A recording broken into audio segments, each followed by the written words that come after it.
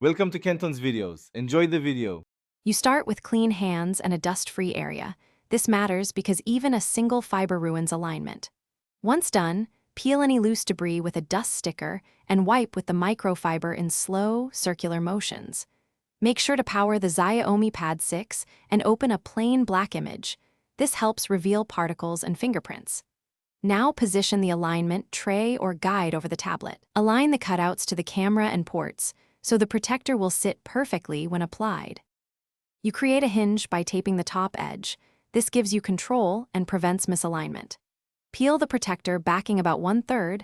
Do not touch the adhesive surface. Then lower the exposed edge into place using the hinge as your pivot.